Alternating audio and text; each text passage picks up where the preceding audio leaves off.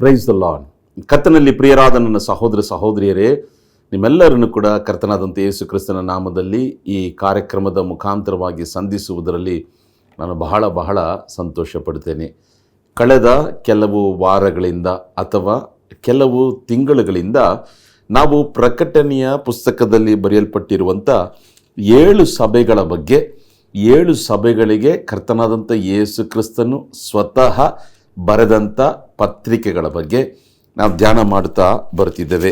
ಇದಾಗಲೇ ನಾವು ನೋಡಬೇಕಾದ್ರೆ ಎಫೆಸ ಪಟ್ಟಣದಲ್ಲಿರುವಂಥ ಸಭೆ ಬಗ್ಗೆ ನಾವು ಧ್ಯಾನ ಮಾಡಿ ಮುಗಿಸಿದ್ದೇವೆ. ಸ್ಮರ್ನ, ಪೆರ್ಗಮ, ಈ 3 ಸಭೆಗಳ ಬಗ್ಗೆ ನಾವು ಧ್ಯಾನ ಮಾಡಿ ಮುಗಿಸಿದ್ದೇವೆ. ಕಳೆದ 2 ವಾರಗಳಲ್ಲಿ ನಾವು ತುವತೈರ ಸಭೆಯ ಬಗ್ಗೆ ನಾವು ಧ್ಯಾನಿಸುತ್ತಾ ಬರ್ತಿದ್ದೇವೆ. ಇವತ್ತು ತುವತೈರ ಪಟ್ಟಣದಲ್ಲಿರುವಂಥ ಸಭೆಗೆ ಕರ್ತನಾದಂಥ ಯೇಸು ಕ್ರಿಸ್ತನು ಬರೆದಂಥ ಪತ್ರಿಕೆಯ ಆ ಕಡೆ ಭಾಗವನ್ನು ನಾವು ನೋಡಿ, ನಾವು ಮುಂದಿನ ವಾರದಲ್ಲಿ ನಾವು ನೋಡಬೇಕಾದ್ರೆ ಸಾರ್ದಿಸ್ನಲ್ಲಿರುವಂಥ ಸಭೆ, ಅದಾದ ನಂತರ ಫಿಲಿಡೆಲ್ಫಿಯಾದಲ್ಲಿರುವಂಥ ಸಭೆ, ಕಡೆಯದಾಗಿ ಲವೋದಿಕದಲ್ಲಿರುವಂಥ ಸಭೆ, ಇದರ ಬಗ್ಗೆ ನಾವು ಧ್ಯಾನ ಮಾಡಲಿದ್ದೇವೆ. ಇವತ್ತು 4ನೇ ಸಭೆಯ ಆ ಕಡೆ ಭಾಗವನ್ನು ನಾವು ಧ್ಯಾನ ಮಾಡಿ ಮುಗಿಸಿ, ಮುಂದಿನ ವಾರಗಳಲ್ಲಿ ಉಳಿದಿರುವಂಥ 3 ಸಭೆಗಳನ್ನು ಸಾರ್ದಿಸ, ಫಿಲಿಡೆಲ್ಫಿಯಾ, ಲವೋದಿಕಿಯ ಈ ಪಟ್ಟಣದಲ್ಲಿರುವಂಥ ಸಭೆಗಳಿಗೆ ಕರ್ತನಾದ ಯೇಸು ಕ್ರಿಸ್ತನು ಬರೆದಂಥ ಪತ್ರಿಕೆ ಬಗ್ಗೆ ಧ್ಯಾನ ಮಾಡಿ, ಈ ಒಂದು ಶೀರ್ಷಿಕೆಯಲ್ಲಿ ನಾವು ಧ್ಯಾನಿಸುತ್ತಾ ಬರುತ್ತಿರುವಂಥ ಈ ಸತ್ಯವೇದ ಅಧ್ಯಯನ ಅಥವಾ ಧ್ಯಾನವನ್ನು ನಾವು ಮುಗಿಸಿ, ಮುಂದಿನ ಒಂದು ಶೀರ್ಷಿಕೆಯಲ್ಲಿ ಮುಂದಿನ ಒಂದು ವಿಷಯದಲ್ಲಿ ನಾವು ಬೇರೆ ಸಂದೇಶವನ್ನು ಕೇಳಲಿದ್ದೇವೆ. ಸರಿ, ತುವತೈರ ಪಟ್ಟಣದಲ್ಲಿರುವಂಥ ಸಭೆ ಅದು ಎಲ್ಲಿ ಬರೆಯಲ್ಪಟ್ಟಿದೆ ಎಂಬುದಾಗಿ ನೋಡಬೇಕಾದ್ರೆ ಪ್ರಕಟಣೆ 2ನೇ ಅಧ್ಯಾಯ 18ರಿಂದ 29 ತನಕ ಕರ್ತನಾದಂಥ ಯೇಸು ಕ್ರಿಸ್ತನು ತನ್ನನ್ನು ತಾನು ಹೇಗೆ ತೋರಿಸ್ಕೊಳ್ತಾನೆ ಎಂಬುದಾಗಿ ನೋಡಬೇಕಾದ್ರೆ 18ನೇ ವಾಕ್ಯ, ಬೆಂಕಿಯ ಉರಿಯಂತಿರುವಂಥ ಕಣ್ಣುಗಳು, ತಾಮ್ರದಲ್ಲಿರುವಂಥ ಪಾದಗಳು ಎಂಬುದಾಗಿ ಬರೆಯಲ್ಪಟ್ಟಿದೆ. ಈ ಸಭೆಯನ್ನು ನೋಡಿ ಹೊಗಳುವಂಥ ಕಾರ್ಯ 19ನೇ ವಾಕ್ಯ, ಕೃತ್ಯಗಳು, ಪ್ರೀತಿಯನ್ನು, ನಂಬಿಕೆಯನ್ನು, ಪರೋಪಕಾರವನ್ನು, ತಾಳ್ಮೆಯನ್ನು ಬಲ್ಲೆನು. ನೀನು ಮೊದಲು ಮಾಡ್ತಿದ್ದಂಥ ಕೃತ್ಯಗಳಿಂದ ಈಗ ಮಾಡ್ತಿರುವಂಥ ಕೃತ್ಯಗಳು, ಕಡೆ ಕೃತ್ಯಗಳು ಹೆಚ್ಚಾಗಿದ್ದೆ ಎಂಬುದಾಗಿ ಕರ್ತನ ಸಭೆಯನ್ನು ನೋಡಿ ಹೊಗಳುವುದನ್ನು ನಾವು ನೋಡಿದ್ದೆವು. ಅದು ಮಾತ್ರವಲ್ಲ, 3ನೇದಾಗಿ ತಪ್ಪು ಹೊರಿಸುವಂಥ ಕಾರ್ಯ ಏನು? ಯೆಜಬೇಲಳನ್ನು ನೀವು ಅನುಮತಿಸಿದ್ದೀರಾ.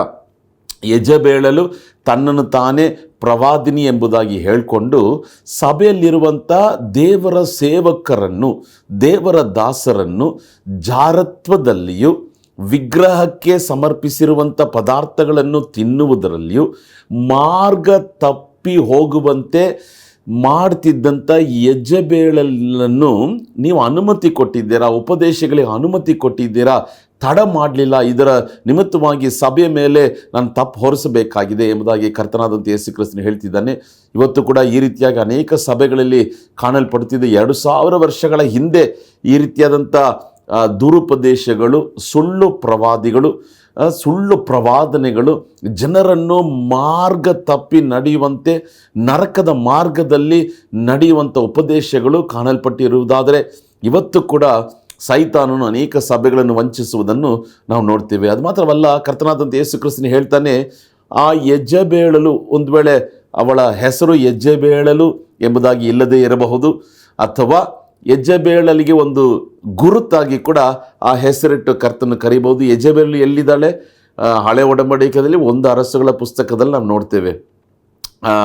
ಅದರ 17ನೇ ಅಧ್ಯಾಯದಿಂದ ನಾವು ಓದಬೇಕಾದ್ರೆ ಯೆಜಬೇಲಳ ಬಗ್ಗೆ ನಾವು ನೋಡಲು ಸಾಧ್ಯವಾಗುತ್ತದೆ. ಇವಳ ಮುಖಾಂತರವಾಗಿ ಸೈತಾನ್ ಎದ್ದು ಅನೇಕರನ್ನು ವಿಗ್ರಹಾರಾಧನೆ ಮಾಡುವಂತೆ ಪ್ರೇರೇಪಿಸಿದ. ಅದೇ ರೀತಿಯಾದಂಥ ಆತ್ಮವು ಈ ತುವತೈರ ಸಭೆಯಲ್ಲಿ ಕೂಡ ಕಾಣಲ್ಪಡುತ್ತದೆ. ದೇವದಾಸರು, ದೇವ ಜನರು, ದೇವರ ಸೇವಕರು ಜಾರತ್ವ, ವ್ಯಭಿಚಾರ ಪಾಪವನ್ನು ಮಾಡುವಂತೆ ಇವಳು ತಪ್ಪಾದ ಮಾರ್ಗದರ್ಶನ ನೀಡ್ತಿದ್ಲು.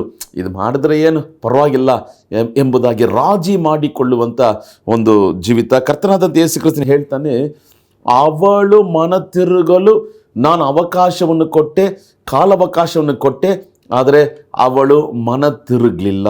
ಆದ್ದರಿಂದ ಅವಳಿಗೆ ಏನು ದಂಡನೆ ಅಂತ ನೋಡಬೇಕಾದ್ರೆ 22ನೇ ವಾಕ್ಯದಲ್ಲಿ, ಹಾಸಿಗೆ ಮೇಲೆ ಬಿದ್ದುಕೊಂಡಿರುವಂತೆ ಮಾಡುವನು.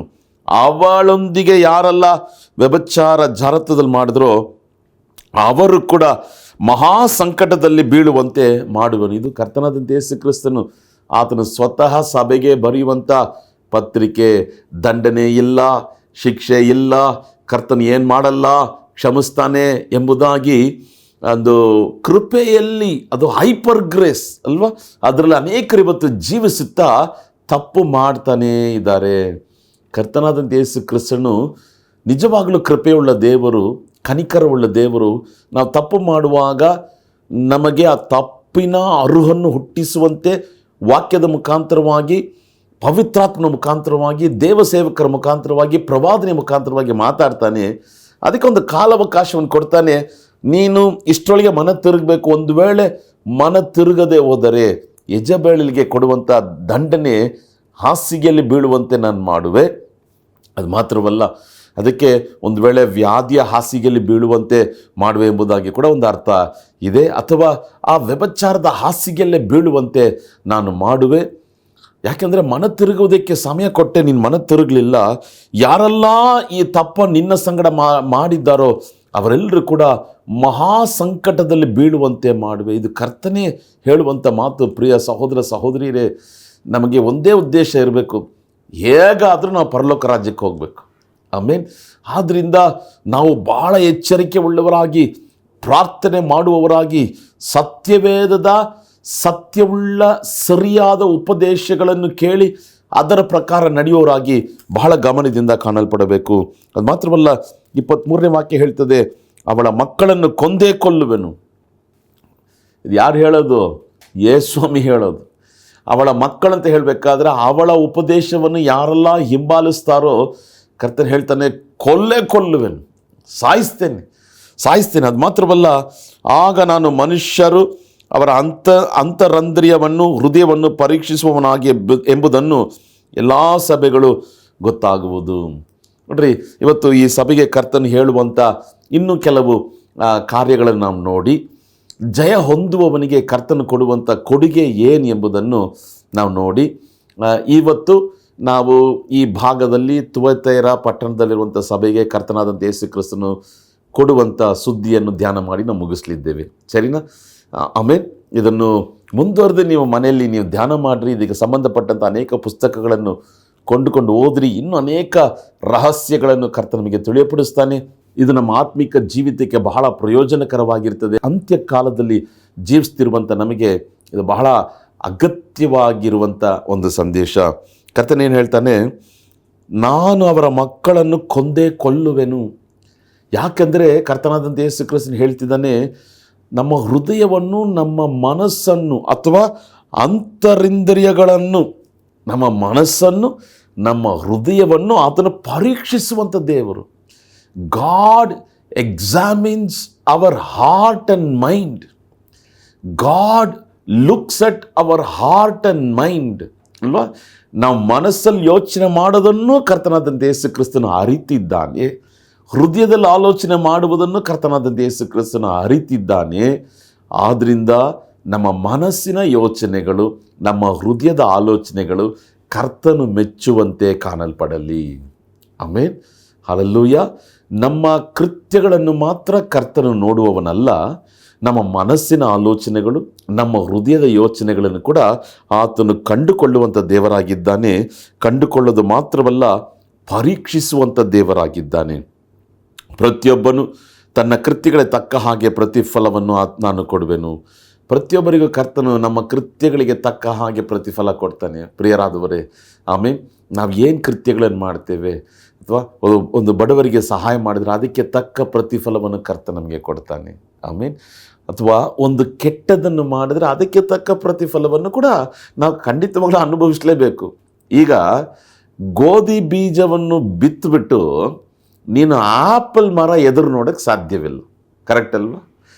ಈಗ ನೀನು ದ್ರಾಕ್ಷೆ ಬೀಜವನ್ನು ಬಿತ್ತುಬಿಟ್ಟು ನೀನು ಒಂದು ಆರೆಂಜ್ ಹಣ್ಣನ್ನು ಎದುರು ನೋಡಲು ಸಾಧ್ಯನೇ ಇಲ್ಲ.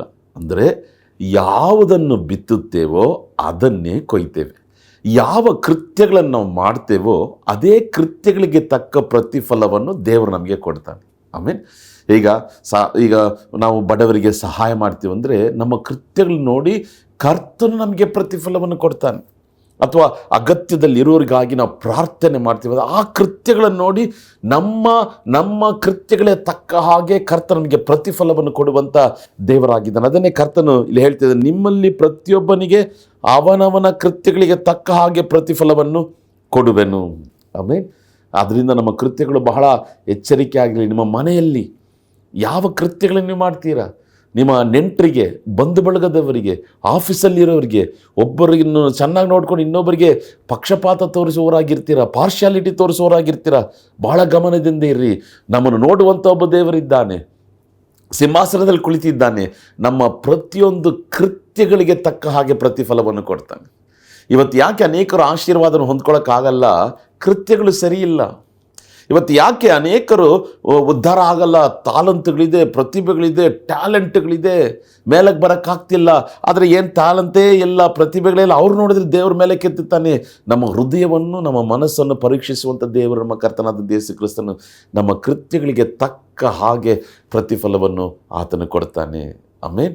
ಈಗ ಅದಾದ ನಂತರ ಈ ಸಭೆಗೆ ಕರ್ತನು ಹೇಳ್ತಿದ್ದಾನೆ, ತುವತ್ತೈರದಲ್ಲಿರುವಂಥ ಉಳಿದವರಿಗೆ, ಅಂದರೆ ಆಗದ ಬೋಧನೆಯನ್ನು ಹೇಳಿಸಿ ಕೊಂಡಿರುವಂಥ ಸೈತಾನದಿಂದ ಪ್ರೇರಿತರಾದ ದುರುಪದೇಶವನ್ನು ನಿಮ್ಮಲ್ಲಿ ಯಾರ್ಯಾರು ತಿಳಿಯದೆ ಅವಲಂಬಿಸದೆಯೂ ಇರುತ್ತಾರೋ ಅವರಿಗೆ ಹೇಳುವುದೇನೆಂದರೆ, ನಿಮಗಿರುವುದನ್ನು ನಾನು ಬರುವ ತನಕ ಬಿಗಿಯಾಗಿ ಹಿಡಿದುಕೊಂಡಿರಬೇಕು. ಅಪ್ಪಣೆಯನ್ನೇ ಹೊರತು ಮತ್ತೊಂದು ಭಾರವನ್ನು ನಿಮ್ಮ ಮೇಲೆ ಹಾಕುವುದಿಲ್ಲ. ನೋಡ್ರಿ, ಈ ಸಭೆಯಲ್ಲಿ ಯೆಜಬೇಲಳ ಪ್ರವಾದನೆಯನ್ನು, ದುರುಪದೇಶಗಳನ್ನು, ಕೆಟ್ಟ ಬೋಧನೆಯನ್ನು ಹಿಂಬಾಲಿಸುವಂಥ ಒಂದು ಕೂಟವು ಇದ್ದರು. ಅದನ್ನು ಎದುರಿಸುವವರು ಇದ್ದರು. ಅದನ್ನು ಅವಲಂಬಿಸದೆ, ಅದರ ಮೇಲೆ ಭರವಸೆ ಇಡದೆ ಇರುವಂಥ ಒಂದು ಕೂಟವು ಇದ್ದರು. ಕರ್ತನ ಅವರಿಗೆ ಕೊಡುವಂಥ ಆಶೀರ್ವಾದ ಏನು ಗೊತ್ತಾ? ಭಾರವನ್ನು ನಿಮ್ಮ ಮೇಲೆ ನಾನು ಹೊರಿಸೋದಿಲ್ಲ.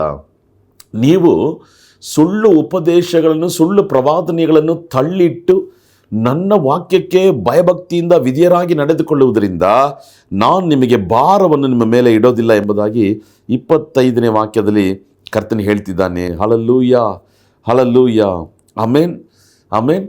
ಪ್ರಿಯ ಸಹೋದರ ಸಹೋದರಿ, ದಯವಿಟ್ಟು ಇದನ್ನು ಮರೆಯಬೇಡ್ರಿ. ನಮ್ಮ ಕೃತ್ಯಗಳಿಗೆ ತಕ್ಕ ಪ್ರತಿಫಲವನ್ನು ಕರ್ತನು ಕೊಡ್ತಾನೆ. ನಾವು ಕರ್ತನ ಮುಂದೆ ನಂಬಿಗಸ್ತರಾಗಿ ನಡೆದುಕೊಳ್ಳುವಾಗ ಕರ್ತನು ಈ ಸಭೆಗೆ ಕೊಡುವಂಥ ಒಂದು ವಾಗ್ದಾನ, ಭಾರವನ್ನು ನಿಮ್ಮ ಮೇಲೆ ಇಡೋದಿಲ್ಲ. ಆದರೆ ಯೆಜಬೇಲಳಿಗೆ ಏನೊಂದು ದಂಡನೆ, ಹಾಸಿಗೆಯಲ್ಲೇ ಬಿದ್ದಿರುವಂತೆ ಮಾಡುವೆ. ಅವಳ ಸಂಗಡ ಜಾರತ್ವ ಮಾಡಿದವರಿಗೆ ಏನು ಶಿಕ್ಷೆ, ಮಹಾ ಸಂಕಟದಲ್ಲಿ ಬೀಳುವಂತೆ ಮಾಡುವೆ. ಸಮಯ ಕೊಟ್ಟರು ಕೂಡ ಮನ ತಿರುಗದೆ ಇರುವುದರಿಂದ ಮಹಾ ಸಂಕಟದಲ್ಲಿ ಬೀಳುವಂತೆ ಮಾಡುವೆ. ಆದರೆ ಮನ ತಿರುಗುವವರಿಗೆ ಕರ್ತನೇ ದಯೆಯನ್ನು ತೋರಿಸ್ತಾನೆ. ಅದು ಮಾತ್ರವಲ್ಲ, ದುರುಪದೇಶಗಳನ್ನು ಹಿಂಬಾಲಿಸದೆ, ಸುಳ್ಳು ಪ್ರವಾದನೆಯನ್ನು ಹಿಂಬಾಲಿಸದೆ, ಕರ್ತನ ವಾಕ್ಯಕ್ಕೆ ನೇರವಾಗಿ ದೃಢವಾಗಿ ನಿಂತುಕೊಳ್ಳುವವರು ಅವರ ಮೇಲೆ ಭಾರವನ್ನು ಹೊರಿಸೋದಿಲ್ಲ ಎಂಬುದಾಗಿ ಕರ್ತನು ಹೇಳ್ತಿದ್ದಾನೆ. ಸಹೋದರ ಸಹೋದರಿ, ಒಂದು ಅಣ್ಣನಾಗಿ, ಒಂದು ಸಹೋದರನಾಗಿ, ಅಥವಾ ಒಂದು ದೇವದಾಸನಾಗಿ, ಸೇವಕನಾಗಿ ನಾನು ನಿಮಗೆ ಹೇಳುವಂಥ ಒಂದು ಕಾರ್ಯ, ದಯವಿಟ್ಟು ಸುಳ್ಳು ಪ್ರವಾದನೆಯನ್ನು ನಂಬಬೇಡ್ರಿ. ಪ್ರವಾದನೆ ಅಂತ ಹೇಳಿದ ತಕ್ಷಣ ಎಲ್ರಿಗೂ ಇಂಟ್ರೆಸ್ಟ್ ಬರುತ್ತೆ ಅಲ್ವಾ? ದೇವರ ಕೃಪೆಯಿಂದ ಅನೇಕ ಜನರಿಗೆ ಪ್ರವಾದಿಸಲು ದೇವರು ಒಂದು ವರವನ್ನು, ಕೃಪೆಯನ್ನು ಅನುಗ್ರಹಿಸಿದ್ದಾನೆ. ಆದರೆ ಭಾಳ ತಾಳ್ಮೆಯಿಂದ ನಾನು ಹೇಳ್ತೇನೆ, ಸರಿಯಾಗಿ ತಿಳ್ಕೋಬೇಕು. ನೀವು ಕೇಳುವಂಥ ಒಂದೊಂದು ಪ್ರವಾದನೆಯು ಸತ್ಯವೇದಕ್ಕನುಸಾರವಾಗಿರಬೇಕು. ಆಮೇಲೆ ಸತ್ಯವೇದಕ್ಕೆ ತಕ್ಕ ಹಾಗಿರಬೇಕು. ನಿಮ್ಮನ್ನು ತಪ್ಪಾದ ಮಾರ್ಗದಲ್ಲಿ ನಡೆಸುವಂಥ ಒಂದು ಪ್ರವಾದನೆ ಬಂದರೂ ಅದನ್ನು ಸ್ವೀಕಾರ ಮಾಡಬೇಡ್ರಿ. ಇವತ್ತು ಅನೇಕ ಜನರು ಪ್ರವಾದಿಗಳನ್ನು ಹುಡುಕ್ತಿದ್ದಾರೆ. ನಿಮ್ಮ ಸಂಗಡ ಕೂಡ ದೇವರು ಮಾತಾಡ್ತಾನೆ. ಆಮೇಲೆ ಈ ವಾಕ್ಯದ ಮುಖಾಂತರವಾಗಿ ಕೂಡ ದೇವರು ಮಾತಾಡ್ತಾನೆ. ಕೆಲವರು ನೋಡ್ರಿ, ಕಣಿ ಕೇಳುವ ಹಾಗೆ ಅಲ್ವಾ, ಇದು ಸ್ವಲ್ಪ ನೋಡಿ ಹೇಳ್ರಿ, ಇದು ಸ್ವಲ್ಪ ಕೇಳಿ ಹೇಳ್ರಿ. ಅಲ್ಲಲ್ಲ, ಪ್ರಾರ್ಥನೆ ಮಾಡಬೇಕು. ಪ್ರಾರ್ಥನೆ ಮಾಡಿ ನೀವು ಕಾದಿರಬೇಕು. ನಿಮ್ಮ ಸಂಗಡ ದೇವರು ಮಾತಾಡ್ತಾನೆ. ಈ ಸಭೆ ಅಲ್ಲಿರುವಂಥ ಕೆಲವು ಜನರು ತಪ್ಪಾದ ಮಾರ್ಗದಲ್ಲಿ ಹೋಗೋಕ್ಕೆ ಕಾರಣ ಏನು? ಯೆಜಬೇಲಳೆಂಬ ಹೆಂಗಸು ತನ್ನನ್ನು ತಾನೇ ಪ್ರವಾದಿ ಅಂತ ಹೇಳ್ಕೊಳ್ತಿದ್ಲು. ನಾನು ಕಳೆದ ವಾರದಲ್ಲಿ ಕೂಡ ಹೇಳಿದೆ, ಇವತ್ತು ಅನೇಕರು ಒಂದು ಪ್ರವಾದನೆ ಹೇಳ್ಬಿಟ್ರೆ ಅವರು ಪ್ರವಾದಿ ಅಂತ ಹಾಕೋಬಿಡ್ತಾರೆ ಹೆಸರು. ಪ್ರವಾದಿಯ ಕರೆಯುವಿಕೆನೇ ಬೇರೆ. ದೇಶದ ಬಗ್ಗೆ ನೀನು ಪ್ರವಾದನೆ ಹೇಳಬೇಕು. ಆಮೇಲೆ ಹಳೆ ಒಡಂಬಡಿಕೆಯಲ್ಲಿ ಪ್ರವಾದಿಗಳಂದರೆ ರಾಜರಿಗೆ ಪ್ರವಾದನೆ ಹೇಳ್ತಿದ್ರು, ದೇಶಗಳಿಗೆ ಪ್ರವಾದನೆ ಹೇಳ್ತಿದ್ರು, ಕಠಿಣವಾದಂಥ ಮಾತುಗಳು ಹೊರಬರ್ತಿತ್ತು.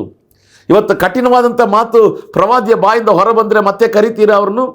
ಅವರು ಹೇಳಲ್ಲ, ನೀವು ಅದನ್ನು ಕೇಳೋದೇ ಇಲ್ಲ. I mean today we need profits who will declare the word of God has it is, it come from the throne of god. I mean ಎಚ್ಚರಿಕೆ ಮಾತುಗಳಿರಬೇಕು, ಕಠಿಣವಾದಂಥ ಮಾತುಗಳಿರಬೇಕು. ಕರ್ತನಾದ ಯೇಸು ಕ್ರಿಸ್ತನು ಒಂದು ಕಡೆ ಹೊಗಳ್ತಾನೆ, ಇನ್ನೊಂದು ಕಡೆ ಕಠಿಣವಾದಂಥ ಮಾತನ್ನು ಹೇಳ್ತಾನೆ. ಇದು ಪ್ರಕಟಣೆಯ ಪುಸ್ತಕ, ಪ್ರವಾದನೆಯ ಪುಸ್ತಕ. ಪ್ರವಾದನೆ ಹೇಗೆ ಬರ್ತಿದೆ? ಮನತಿರುಗು. ಒಂದು ಪ್ರವಾದಿ ನಿಮ್ಮ ಬಳಿಗೆ ಬರುವುದಾದರೆ ಮನತಿರುಗುವಂಥ ಸಂದೇಶದೊಟ್ಟಿಗೆ ಬರಬೇಕು. ಒಂದು ವೇಳೆ ನೀವು ಕರ್ತನ ನಿಮ್ಮನ್ನು ಆಶೀರ್ವದಿಸ್ತಾನೆ ಹೇಳದೆ ಹೋದರೂ ಪರವಾಗಿಲ್ಲ, ದೇವರ ರಾಜ್ಯವನ್ನು ನೀನು ನಾನು ಮೊದಲು ಹುಡುಕಬೇಕಾದ್ರೆ ಎಲ್ಲವೂ ನಮ್ಮನ್ನು ಹಿಂಬಾಲಿಸ್ತದೆ. ಒಂದು ಪ್ರವಾದಿ ಬಂದು ಕರ್ತನವನ್ನು ಆಶೀರ್ವದಿಸ್ತಾನೆ ಎಂಬುದಾಗಿ ಹೇಳಬೇಕಾದ ಅವಶ್ಯಕತೆಯೇ ಇಲ್ಲ. ಆದರೆ ಎಲ್ಲಿ ನಾವು ಬಿದ್ದಿರಬೇಕು, ಎಲ್ಲಿ ನಾವು ಬಿದ್ದಿದ್ದೇವೋ ಅದನ್ನು ತೋರಿಸಬೇಕಾದಂಥ ವಾಕ್ಯಗಳನ್ನು ಕೊಂಡು ಬರುವಂಥ ಪ್ರವಾದಿಗಳು ಈ ಕಾಲದಲ್ಲಿ ಬೇಕಾಗಿದೆ. ಒಬ್ಬ ಸೇವಕನನ್ನು, ಒಂದು ಸಭೆಯನ್ನು ತಪ್ಪಾದ ಮಾರ್ಗದಲ್ಲಿ ನಡೆಸುವವರು ಹೇರಾಳವಾದಂಥ ಜಾಗದಲ್ಲಿ ಎದ್ದಿದ್ದಾರೆ. ಅವರಿಗೆ ಅಯ್ಯೋ. ಅವರ ಮನ ತಿರುಗಲು ಕರ್ತನ ಸಮಯ ಕೊಡಲಿ. ಅವರ ಮನ ತಿರುಗಲಿಲ್ಲ ಅಂದರೆ ಕರ್ತನ ಶಿಕ್ಷೆಯನ್ನು, ದಂಡನೆಯನ್ನು ಅನುಭವಿಸಬೇಕಾಗುತ್ತದೆ. ಆದ್ದರಿಂದ ಬಹಳ ಎಚ್ಚರಿಕೆಯಿಂದ ಇರಿ ನನ್ನ ಪ್ರಿಯ ಸಹೋದರ, ನನ್ನ ಪ್ರಿಯ ಸಹೋದರಿಯೇ. ತುವತ್ತೈರದಲ್ಲಿರುವಂಥ ಸಭೆಯಲ್ಲಿ 2 ಗುಂಪಿನ ಜನರಿದ್ದರು. ಒಂದು ಗುಂಪಿನ ಜನರು ಸುಳ್ಳು ಪ್ರವಾದಿಯನ್ನು ಹಿಂಬಾಲಿಸಿ ಪಾಪ ಮಾಡ್ತಿದ್ರು, ಜಾರತ್ವ, ವ್ಯಭಿಚಾರ. ಅವಳು ಹೇಳ್ತಿದ್ಲು, ಇದೆಲ್ಲ ತಪ್ಪೇ ಇಲ್ಲ, ಅದನ್ನು ಹಿಂಬಾಲಿಸ್ತಿದ್ರು. ಆದರೆ ಒಂದು ಕೂಟದ ಜನರು, ಇದೆಲ್ಲ ನಮಗೆ ಬೇಡಪ್ಪ, ನಮಗೆ ಮೇನು ವಾಕ್ಯದಲ್ಲಿ ಈ ಪ್ರವಾದಿನಿ ಹೇಳೋ ಥರ ಏನು ಬರೀಲೇ ಇಲ್ಲ, ಆದ್ದರಿಂದ ಇವಳು ಪ್ರವಾದಿನಿ ಅಂತ ನಾನು ಅಕ್ಸೆಪ್ಟು ಮಾಡಲ್ಲ, ಇವಳ ಪ್ರವಾದನೆಯನ್ನು ನಾನು ಕೇಳಿಸ್ಕೊಳ್ಳೋದೂ ಇಲ್ಲ, ಈ ಉಪದೇಶಗಳು ನಮಗೆ ಬೇಕಾಗೂ ಇಲ್ಲ, ಎಲ್ಲರೂ ನಮ್ಮ ಗಮನವನ್ನು ಸತ್ಯವೇದದ ಕಡೆಗೆ ತಿರುಗಿಸೋಣ. ಓಕೆ, ಸುಲಭವಾಗಿ ಒಂದು ಮಾತು ಹೇಳ, ನಿಮಗೆ ಪ್ರವಾದನೆ ಬೇಕಾ? ಬೈಬಲ್ ಕಡೆಗೆ ತಿರುಗ್ರಿ. ನಮ್ಮ ದೈನಿಕ ಜೀವಿತದಲ್ಲಿ ಬೇಕಾಗಿರುವಂಥ ಒಂದೊಂದು ಆಲೋಚನೆಗಳು, ಪ್ರವಾದನೆಗಳು, ಪ್ರಕಟಣೆಗಳು, ರಹಸ್ಯಗಳು, ಗುಟ್ಟುಗಳು, ಎಚ್ಚರಿಕೆಗಳು ಎಲ್ಲವೂ ಇದರಲ್ಲಿ ಬರೆಯಲ್ಪಟ್ಟಿದೆ. ಇದು ತಿಳಿದವರಿಗೆ ಬೇರೆ ಏನು ಬೇಕಾಗಿಲ್ಲ. ಆಮೇನ್, ಹಲ್ಲೆಲೂಯ. ಆದ್ದರಿಂದ ಈ ಸಭೆಯಲ್ಲಿ 2 ವಿಧವಾದಂಥ ಗುಂಪಿನ ಜನರು. ಒಂದು ಗುಂಪಿನ ಜನರು ತಪ್ಪಾದ ಮಾರ್ಗದಲ್ಲಿ ಹೋಗ್ತಿದ್ರು, ಇನ್ನೊಂದು ಗುಂಪಿನ ಜನರು ಬಹಳ ಎಚ್ಚರಿಕೆಯಿಂದ ಇದು ಸರಿಯಾದದಲ್ಲ ಅಂತ ಕರ್ತನ ಭಯದಲ್ಲಿ ವಾಕ್ಯವನ್ನು ಹಿಂಬಾಲಿಸುವವರಾಗಿ ಕಾಣಲ್ಪಟ್ಟರು. ಆ ರೀತಿಯಾಗಿದ್ದವರಿಗೆ ಕರ್ತನ ಹೇಳ್ತಿದ್ದಾನೆ, ನಾನು ನಿಮ್ಮ ಮೇಲೆ ಭಾರವನ್ನು ಹೊರಿಸೋದಿಲ್ಲ. ಕಡೆಯದಾಗಿ ಒಂದೊಂದು ಸಭೆಗೆ ಕರ್ತನ ಹೇಳಬೇಕಾದ್ರೆ ಜಯ ಹೊಂದುವವನಿಗೆ ಕರ್ತನು ಕೊಡುವಂಥ ಕೊಡುಗೆ ಏನಂತ ನೋಡಬೇಕಾದ್ರೆ ಇದರಲ್ಲಿ 26ರಿಂದ ಅದರ 28ನೇ ವಾಕ್ಯದ ತನಕ ಬರೆಯಲ್ಪಟ್ಟಿದೆ. ನಾನು ನಿಮಗಾಗಿ ಅದನ್ನು ಓದಲು ಬಯಸ್ತೇನೆ. ನನಗೆ ಮೆಚ್ಚುಗೆಯಾದಂಥ ಕೃತ್ಯಗಳನ್ನು ಕಡೆಯವರೆಗೂ ನಡೆಸುತ್ತಾನೋ ಅವನಿಗೆ ನಾನು ನನ್ನ ತಂದೆಯಿಂದ ಹೊಂದಿದಂಥ ಅಧಿಕಾರದಂತೆ ಜನಾಂಗಗಳ ಮೇಲೆ ಅಧಿಕಾರವನ್ನು ಕೊಡುವೆನು. ಅವನು ಕಬ್ಬಿಣದ ಕೋಲಿನಿಂದ ಅವರನ್ನು ಆಳುವನು, ಮಣ್ಣಿನ ಮಡಿಕೆಗಳನ್ನು ಒಡೆಯುವಂತೆ ಅವರ ಬಲ ಮುರಿದು ಹೋಗುವುದು. ಇದಲ್ಲದೆ ಉದಯ ಸೂಚಕ ನಕ್ಷತ್ರವನ್ನು ಅವನಿಗೆ ಕೊಡುವೆನು. ನೋಡ್ರಿ, ಯಾರೆಲ್ಲ ಕಡೇ ತನಕ ಈ ರೀತಿಯಾಗಿ ಕರ್ತನ ಕೃತ್ಯಗಳನ್ನು ನಡೆಸುತ್ತಾ ಕಡೇ ತನಕ ಕರ್ತನಲ್ಲಿ ನಡೆಯುತ್ತಾರೋ ಅವರಿಗೆ ದೇವರು ಕೊಡುವಂಥ ಕೊಡುಗೆಗಳನ್ನು ನಾವು ನೋಡಿ ಇಂದಿನ ಸಂದೇಶವನ್ನು ಮುಕ್ತಾಯಗೊಳಿಸೋಣ. ಒಂದು ಪಾಯಿಂಟನ್ನು ಇಲ್ಲಿ ಹೈಲೈಟ್ ಮಾಡಲು ನಾನು ಬಯಸ್ತೇನೆ. ಆರಂಭ ಮುಖ್ಯ ಅಲ್ಲ, ನೀನು ಹಾದು ಬಂದಂಥ 10 ವರ್ಷಗಳು ಮುಖ್ಯ ಅಲ್ಲ, ನೀನು ಹಾದು ಬಂದಂಥ 20 ವರ್ಷಗಳು ಮುಖ್ಯ ಅಲ್ಲ. ವಾಕ್ಯ ಹೇಳ್ತದೆ ಕಡೇ ತನಕ, ಅಂದರೆ ನಮ್ಮ ಉಸಿರು ಇರುವ ಕಡೇ ಕ್ಷಣದ ತನಕ ನಾವು ದೇವರಿಗೆ ನಂಬಿಗಸ್ತರಾಗಿರಬೇಕು.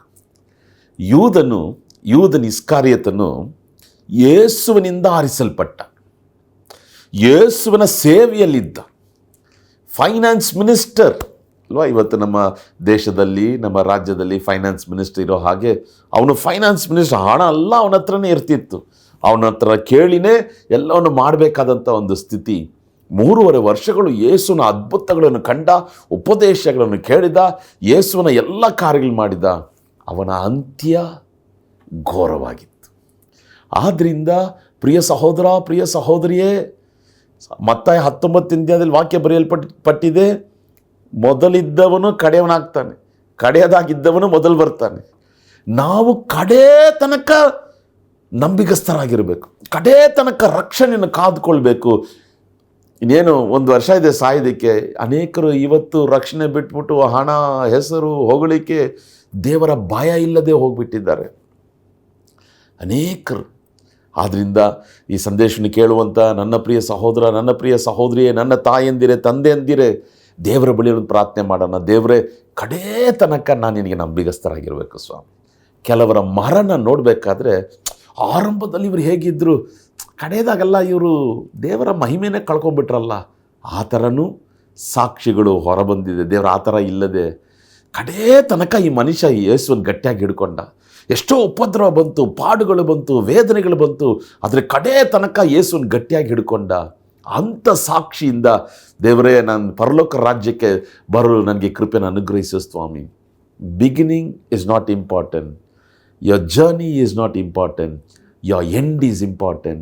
Till end we must be faithful to God. ಯಾವ ಉನ್ನತ ಸ್ಥಾನಕ್ಕೆ ನಾವು ಹೋದರೂ ಜಗತ್ತೇ ನಮ್ಮನ್ನು ನೋಡಿ ಇಂಥ ದೊಡ್ಡ ಸೇವಕರನ್ನು ಕಾಣಲಿಲ್ಲ ಎಂಬುದಾಗಿ ಹೇಳಿದ್ರು, ದೇವರೇ, ನಾನು ಕಡೇ ತನಕ ನಿನಗೆ ನಂಬಿಗಸ್ತನಾಗಿ ಜೀವಿಸಲು ಹೊಗಳಿಕೆ, ಹಣ, ನಿಮ್ಮನ್ನು ನನ್ನನ್ನು ಬೇರ್ಪಡಿಸದೆ ನಿನ್ನ ಮಹಿಮೆಯನ್ನು ನಾನು ಕಳೆದುಕೊಳ್ಳುವಂತೆ ಮಾಡದೆ ನಾನು ಕಡೇ ತನಕ ದೇವರೇ ರಕ್ಷಣೆಯನ್ನು ಕಾದುಕೊಳ್ಳಲು ಕೃಪೆಯನ್ನು ಅನುಗ್ರಹಿಸು ಸ್ವಾಮಿ. ಅದೇ ಕರ್ತನು ಹೇಳ್ತಿದ್ದಾನೆ, ನನಗೆ ಮೆಚ್ಚುಗೆ ಆದಂಥ ಕೃತ್ಯಗಳನ್ನು ಕಡೆಯವರೆಗೂ ನಡೆಸುತ್ತಾನೋ. ಅವನಿಗೆ ದೇವರು ಕೊಡುವಂಥ ಆ ಕೊಡುಗೆ ನೋಡಬೇಕಾದ್ರೆ ದೇಶಗಳನ್ನು ಆಳ್ವಿಕೆ ಮಾಡುವಂಥ ಅಧಿಕಾರವನ್ನು ದೇವರು ಕೊಡ್ತಾನೆ. ಅದು ಮಾತ್ರವಲ್ಲ, ಉದಯ ಸೂಚಕ ನಕ್ಷತ್ರವನ್ನು ಅವನಿಗೆ ಕೊಡ್ತಾರೆ. ದ ಮಾರ್ನಿಂಗ್ ಸ್ಟಾರ್ ಅಂದರೆ ಜಯ, ಮಹಿಮೆ. ಯೇಸು ಕ್ರಿಸ್ತನೇ ಆ ಉದಯ ಸೂರ್ಯದ ನಕ್ಷತ್ರ. ಪ್ರಕಟಣೆ 19 ಬರೆಯಲ್ಪಟ್ಟಿದೆ, ಓ ದೇವರೇ, ನನಗೆ ಮಹಿಮೆ, ಜಯವನ್ನು, ದೇಶಗಳ ಮೇಲೆ ಆಳ್ವಿಕೆ ಮಾಡಲು ನನಗೆ ಉನ್ನತವಾದಂಥ ಆಶೀರ್ವಾದವನ್ನು ಕೊಡ್ತಿದೆಯಲ್ಲ, ನಿಮಗೆ ಸ್ತೋತ್ರ ಸ್ವಾಮಿ. ನಾವು ಹೇಗಿರಬೇಕು? ಕಡೇ ತನಕ ಕೃತ್ಯಗಳನ್ನು ಮಾಡಬೇಕು, ಕಡೇ ತನಕ ನಮ್ಮ ರಕ್ಷಣೆ ಕಾದ್ಕೊಳ್ಬೇಕು, ಕಡೇ ತನಕ ದೇವರಿಗೆ ನಂಬಿಗಸ್ತರಾಗಿರಬೇಕು. ದೇವರು ಮೆಚ್ಚಿಸುವುದನ್ನು ನಾವು ಮಾಡುವಾಗ ಕರ್ತನಿಗೆ ಕೊಡುವಂಥ ಕೊಡುಗೆ, ಯೇಸು ಕ್ರಿಸ್ತನಿಗೆ ಹೇಗೆ ದೇಶಗಳ ಮೇಲೆ ಅಧಿಕಾರವನ್ನು ದೇವರು ಕೊಟ್ಟಿದ್ನೋ ಅದೇ ರೀತಿಯಾದಂಥ ಆಳುವಂಥ ಅಧಿಕಾರ ಯೇಸು ಕ್ರಿಸ್ತನ 1000 ವರ್ಷದ ಆಡಳಿತದಲ್ಲಿ ದೇಶಗಳ ಮೇಲೆ ಆಳುವಂಥ ಅಧಿಕಾರವನ್ನು ದೇವರು ನಮಗೆ ಕೊಡ್ತಾನೆ. ಕಬ್ಬಿಣದ ಕೋಳಿನಿಂದ ಆಳ್ವಿಕೆ ಮಾಡುವಂಥ ಅಧಿಕಾರವನ್ನು ದೇವರು ನಮಗೆ ಕೊಡ್ತಾನೆ. ಅದು ಮಾತ್ರವಲ್ಲ, ಉದಯ ಸೂಚಕ ನಕ್ಷತ್ರವನ್ನು, ದ ಮಾರ್ನಿಂಗ್ ಸ್ಟಾರ್, ಅದನ್ನು ಕೂಡ ದೇವರು ನಮಗೆ ಅನುಗ್ರಹಿಸ್ತಾನೆ. ಕಿವಿ ಉಳ್ಳವನು ಸಭೆಗಳಿಗೆ ದೇವರ ಆತ್ಮನು ಹೇಳುವುದನ್ನು ಕಿವಿಯುಳ್ಳವನು ಕೇಳಲಿ ಎಂಬುದಾಗಿ ಕರ್ತನಾದಂಥ ಯೇಸು ಕ್ರಿಸ್ತನು ತನ್ನ ಪತ್ರಿಕೆಯನ್ನು ಅಂತ್ಯಗೊಳಿಸ್ತಾನೆ. ಆಮೇಲೆ ಹಲ್ಲೆಲೂಯಾ. ನೋಡ್ರಿ, ಇದೊಂದು ದೊಡ್ಡ ಪತ್ರಿಕೆ ಅಲ್ವಾ? 18ನೇ ವಾಕ್ಯದಿಂದ 29ನೇ ವಾಕ್ಯದ ತನಕ ಅನೇಕ ವಾಕ್ಯಗಳಿರುವಂಥ ದೊಡ್ಡ ಪತ್ರಿಕೆಯನ್ನು ಕರ್ತನು ಬರೆದು ತುವತೇರದಲ್ಲಿರುವಂಥ ಆ ಸಭೆಯ ದೂತನಿಗೆ ಕರ್ತನು ಈ ರೀತಿಯಾಗಿ ಬರೆದು ಅವರ ಮನ ತಿರುಗಲು ಕರ್ತನು ಬರೆದಿಟ್ಟಿದ್ದಾನೆ. ಇದು ಯಾಕೆ ಇವತ್ತು ನಮ್ಮ ಕೈಯಲ್ಲಿದೆ? ನಮ್ಮಲ್ಲಿ ಕೂಡ ಈ ರೀತಿಯಾದಂಥ ಕಾರ್ಯಗಳು ಕಾಣಲ್ಪಡ್ತಾ ಇದೆ. ನಾವು ಅದನ್ನು ಬಿಟ್ಟು ಮನ ತಿರುಗುವಾಗ ದೇವರು ನಮಗೂ ದೇಶಗಳ ಮೇಲೆ ಆಳ್ವಿಕೆ ಮಾಡುವಂಥ ಅಧಿಕಾರವನ್ನು, ಉದಯ ಸೂಚಕ ನಕ್ಷತ್ರವನ್ನು ನಮಗೆ ಕೊಡುವಂಥ ದೇವರಾಗಿದ್ದಾನೆ. ಈ ಒಂದು ಕಾರ್ಯವನ್ನು ಮತ್ತೆ ನಾನು ಒತ್ತಾಯಪಡಿಸಲು ಬಯಸ್ತೇನೆ. ಕಿವಿಯುಳ್ಳವನು ಕೇಳಲಿ. ಆಮೇಲೆ ಕರ್ತನಾದ ಯೇಸು ಕ್ರಿಸ್ತನು ತಾನು ಜೀವಿಸಬೇಕಾದ್ರೆ, ಇದು ಕರ್ತನಾದ ಯೇಸು ಕ್ರಿಸ್ತನು ಪುನರುತ್ಥಾನ ಹೊಂದಿ ಪರಲೋಕಕ್ಕೆ ಹೋದ ನಂತರ ಯೋಹಾನನಿಗೆ ಪದ್ಮೋಸ್ ದ್ವೀಪದಲ್ಲಿ ತನ್ನ ತೋರಿಸಿಕೊಂಡು ಹೇಳುವಂಥ ಕಾರ್ಯ. ಆತನು ಜೀವಂತವಾಗಿರುವಾಗ ತನ್ನ ಉಪದೇಶಗಳು ಹೇಳುವಂಥ ಕಾರ್ಯ ಕಿವಿಯುಳ್ಳವನು ಕೇಳಲಿ. ಆಮೇಲೆ ಏನಿವತ್ತು ಅನೇಕರಿಗೆ ಕಿವಿ ಇದೆ, ಕೇಳ್ತಾರೆ, ಆದರೆ ವಿದ್ಯರಾಗೋದಿಲ್ಲ. ಈ ಕಿವಿ ಉಳ್ಳವನು ಕೇಳಲಿ ಅಂತ ಹೇಳಬೇಕಾದ್ರೆ, ನನಗೆ ದೇವರು ಕಿವಿಯನ್ನು ಕೊಟ್ಟಿದ್ದಾನೆ, ನಾನು ಇದನ್ನು ಕೇಳಿಸ್ಕೊಂಡು ಇದಕ್ಕೆ ವಿಧಿಯನಾಗಿ ನಡೆಯುವಾಗ ಕರ್ತನ ನನ್ನ ಜೀವಿತವನ್ನು ಆಶೀರ್ವದಿಸ್ತಾನೆ ಎಂಬುದೇ ಇದರ ಅರ್ಥವಾಗಿದೆ. ಕಿವಿಯುಳ್ಳವನು ಕೇಳಲಿ. ಯಾಕೆ ಒಂದೊಂದು ಸಭೆಗೆ ಹೇಳಬೇಕು ಕಿವಿಯುಳ್ಳವನು ಕೇಳಲಿ? ಕೆಲವರು ಕಿವುಡರಾಗಿರ್ತಾರೆ, ಸಭೆಯಲ್ಲೇ ಕೂತಿರ್ತಾರೆ, ಏನಪ್ಪ ಸಂದೇಶ ಕೇಳಿದೆ ಗೊತ್ತಿಲ್ಲ. ನನಗೆ ಯಾವಾಗಲೂ ಯಾರನ್ನಾದರೂ ಭೇಟಿ ಮಾಡಬೇಕಾದ್ರೆ ನಾನು ಸಾಮಾನ್ಯವಾಗಿ ಕೇಳುವಂಥ ಒಂದು ವಿಷಯ, ಒಂದು ವೇಳೆ ಪಾಸ್ಟ್ರುಗಳನ್ನೋ ಅಥವಾ ಸೇವಕರನ್ನೋ ನಾನು ಕೇಳುವಂಥ ವಿಷಯ, ಸಂಡೇ ಏನು ಮೆಸೇಜ್ ಕೊಟ್ರಿ, ಯಾವ ವಾಕ್ಯದಲ್ಲಿ ಕೊಟ್ರಿ? ಅವಾಗ ಅವ್ರು ಹೇಳಬೇಕಾದ್ರೆ ಅದು ನನಗೆ ಒಂದು ಪಾಠ, ಒಂದು ಹೊಸ ಕಾರ್ಯ ಕಲಿಯೋದು. ಚಿಕ್ಕ ಹುಡುಗರನ್ನ ಕೂಡ ನೋಡಬೇಕಾದ್ರೆ ಮಿಸ್ಟರಿಗಳಾಗಿರ್ತಾರೆ, ನೀನು ಲಾಸ್ಟ್ ಕೊಟ್ಟಂಥ ಸಂದೇಶ ಏನು? ಅವ್ರು ಹೇಳಬೇಕಾದ್ರೆ ಅದರಿಂದ ದೇವರು ಅನೇಕ ಕಾರ್ಯಗಳು ಮಾತಾಡ್ತಾನೆ. ಯಾರಾದರೂ ಚರ್ಚ್ಗೆ ಹೋಗಿ ಬಂದರೆ ಇವತ್ತು ಏನು ಪಾಸ್ಟ್ರು ನಿಮ್ಮ ಯಾವ ಪುಸ್ತಕದಿಂದ ಸಂದೇಶ ಕೊಟ್ಟರು ಅದಕ್ಕೆ ಹೇಳಬೇಕಾದ್ರೆ ಒಂದು ಸಂತೋಷ. ಕೆಲವರು ಹೇಳ್ತಾರೆ ಅದೆಲ್ಲ ಜ್ಞಾಪಕ ಇಲ್ಲ ಬ್ರದರ್, ಏನು ಸಂದೇಶ ಕೊಟ್ಟರು ಅದೆಲ್ಲ ಜ್ಞಾಪಕ ಇಲ್ಲ ಬ್ರದರ್. ಕಿವಿ ಉಳ್ಳವನು ಕೇಳಲಿ, ದೇವರಾತ್ಮ ಸಭೆಗೆ ಹೇಳುವುದನ್ನು ಕಿವಿ ಉಳ್ಳವನು ಕೇಳಲಿ. ಪ್ರಿಯ ಸಹೋದರ ಸಹೋದರಿಯೇ, ತುವತ್ತೆರೆದಲ್ಲಿರುವಂಥ ಸಭೆಯ ದೂತನಿಗೆ ಕರ್ತನು ತನ್ನನ್ನು ತಾನೇ ಉರಿಯಂತಿರುವಂಥ ಬೆಂಕಿಯ ಕಣ್ಣುಗಳು, ತಾಮ್ರದ ಪಾದಗಳ ಹಾಗೆ ಕಾಣಿಸಿಕೊಂಡ. ಆ ಸಭೆಯನ್ನು ಹೊಗಳ್ತಾನೆ. ಕೃತ್ಯಗಳು, ಪ್ರೀತಿ, ನಂಬಿಕೆ, ಪರೋಪಕಾರ, ತಾಳ್ಮೆ, ಕಡೆ ಕೃತ್ಯಗಳು ಹೆಚ್ಚಾಗಿದೆ ಎಂಬುದಾಗಿ. ತಪ್ಪೋರಿಸಬೇಕಾದಂಥ ಕಾರ್ಯ ಯಜಬೇಳಲನ್ನು, ತನ್ನಂತಾನೇ ಪ್ರವಾದಿನಿ ಎಂಬುದಾಗಿ ಹೇಳಿಕೊಳ್ಳುವಂಥ ಯಜಬೇಳಲ ಉಪದೇಶವನ್ನು, ಅವಳ ಕೃತ್ಯಗಳನ್ನು ನೀವು ತಡೆ ಮಾಡದೆ ಅನುಮತಿ ಕೊಟ್ಟಿದ್ದೀರಾ. ಅವಳು ಮನತಿರುಗಲು ನಾನು ಕಾಲಾವಕಾಶ ಕೊಟ್ಟೆ, ಮನತಿರುಗಲಿಲ್ಲ. ಆದ್ದರಿಂದ ಅವಳು ಹಾಸಿಗೆಯಲ್ಲಿ ಬೀಳುವಂತೆ ಮಾಡುವೆ. ಅವಳೊಟ್ಟಿಗೆ ಯಾರೆಲ್ಲ ಜಾರತ್ವ ಮಾಡಿದಾರೋ ಅವರಿಗೆ ಮಹಾ ಸಂಕಟ ಬರುವಂತೆ ನಾನು ಮಾಡುವೆ ಅಂತ ಹೇಳಿಬಿಟ್ಟು ಅವಳ ಮಕ್ಕಳನ್ನು ಅವಳ ಉಪದೇಶವನ್ನು ಹಿಂಬಾಲಿಸಿದವರನ್ನು ಕೊಲ್ಲುವನು ಎಂಬುದಾಗಿ ಹೇಳ್ತಾನೆ.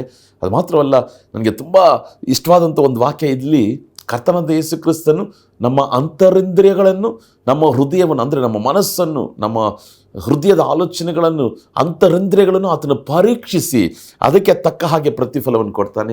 ಕರ್ತನಾದ ಯೇಸು ಕ್ರಿಸ್ತ ನಮ್ಮ ಒಂದೊಂದು ಕೃತ್ಯಗಳಿಗೂ ಪ್ರತಿಫಲವನ್ನು ಆತನು ಕೊಡ್ತಾನೆ. ಅದು ಮಾತ್ರವಲ್ಲ, ಯಾರೆಲ್ಲ ಯಜಬೇಳ ಉಪದೇಶವನ್ನು ಹಿಂಬಾಲಿಸದೇ ಇದ್ದಾರೋ ಅವರ ಮೇಲೆ ಭಾರವನ್ನು ಹೊರಿಸೋದಿಲ್ಲ ಎಂಬುದಾಗಿ ಕರ್ತನಾದ ಯೇಸು ಕ್ರಿಸ್ತನು ಹೇಳಿ, ಕಡೇ ತನಕ ಕೃತ್ಯಗಳನ್ನು ಮಾಡುವವನನ್ನು ಕರ್ತನು ಮೆಚ್ಚಿಸ್ತಾನೆ. ಅವರಿಗೆ ಕೊಡುವಂಥ ಕೊಡುಗೆ ದೇಶಗಳ ಮೇಲೆ ಅಧಿಕಾರ, ಆಳುವಂಥ ಅಧಿಕಾರ. ಅದು ಮಾತ್ರವಲ್ಲ, ಉದಯ ಸೂಚಕ ನಕ್ಷತ್ರವನ್ನು ಕೊಡುವನು, ದೇವರ ಮಹಿಮೆ, ದೇವರು ಕೊಡುವಂಥ ಜಯವನ್ನು ನಾನು ಅವನಿಗೆ ಕೊಡುವನು ಎಂಬುದಾಗಿ ಕರ್ತನು ಕೊಡುಗೆಯಾಗಿ, ಬಹುಮಾನವಾಗಿ ಆ ಜಯ ಹೊಂದುವವರಿಗೆ ಆತನು ಹೇಳ್ತಿದ್ದಾನೆ. ಪ್ರಿಯ ಸಹೋದರ ಸಹೋದರಿಯೇ, ಇವತ್ತು ಈ 3 ಭಾಗಗಳ ಈ ಸಂದೇಶ ಅಂತ್ಯಗೊಳ್ತಿದೆ. ಮುಂದಿನ ವಾರ ನಾವು ಸಾರ್ದೀಸ್ನಲ್ಲಿರುವಂಥ ಸಭೆಯನ್ನು ಧ್ಯಾನ ಮಾಡೋದು. ಪ್ರಕಟಣೆ 3ನೇ ಅಧ್ಯಾಯ 1ರಿಂದ 6ನೇ ವಾಕ್ಯದ ತನಕ. ಸರಿನಾ? ಇದನ್ನು ಪದೇ ಪದೇ ಕೇಳ್ರಿ.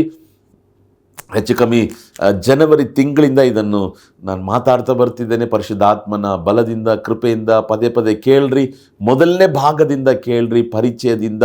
ಈ ಕಡೆ ಭಾಗ ತುವತ್ತೆರ ಸಭೆಗೆ ಕರ್ತನು ಬರೆದಿರುವಂಥ ಪತ್ರಿಕೆ. ಮುಂದಿನ ವಾರ ನಾವು ಸಂಧಿಸೋಣ. ಸಾರ್ದಿಸ್ನಲ್ಲಿರುವಂಥ ಸಭೆಗೆ ಕರ್ತನು ಏನು ಹೇಳ್ತಾನೆ ಎಂಬುದಾಗಿ ನಾವು ಧ್ಯಾನಿಸೋಣ.